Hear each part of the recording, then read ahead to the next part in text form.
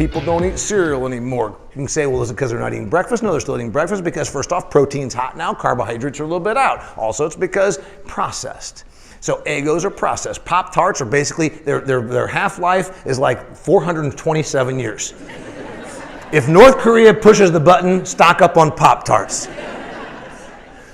People are getting away from processed foods. You can say, well, who? Affluent consumers? But America has a lot of affluent consumers. We're getting away from Pop-Tarts, Eggos, and Frosted Flakes. So what do they got to do? Well, a few years ago, they bought Kashi. Is it Kashi? Kashi? I don't eat such things. I don't eat crap like that. Kashi, spelled with a K and an I. I don't eat such things. I stopped at the Casey's and had a cheese dog when I got in yesterday.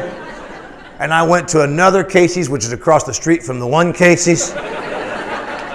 Because that's what happens in Iowa. And I bought some other crap. And then I went to a third Casey's, which is about a mile from the first two.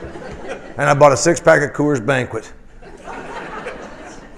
I don't eat Kashi. But America does. And you know what? Kellogg's bought them. The problem is Kashi has lost market share since Kellogg's bought them. Why? Because the American consumer that wants natural, that wants not processed, wants it to come from Kashi, not from Kellogg's. Kellogg's just this week gave $600 million for a company called RX Bar. It's actually a Chicago bar company that makes a brand called RX Bar that guarantees you no more than 6 ingredients in a protein bar. It's natural. It's natural. It's natural to eat something that's compressed and made out of molasses and corn and thrown into an aluminum foil package.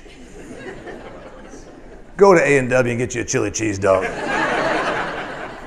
The point is, this is why I'm saying to you, Kellogg's might have lost their entrepreneurial footing. In 1906, when Mr. Kellogg started the company, they were pretty revolutionary, weren't they? They took 10 cents of corn and flaked it and put it into a box with some sugar and threw a tiger on the front of it, and by God, you gave $3 for that box.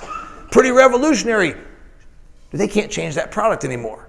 This is what happens to companies when they get too complacent, too big, too known for what they do. They can't change their products. All they can do is buy their way into reinvention. You understand where we're going with this? Number one option you want to reinvent is change your product. It is not easy because you are always known for what you do.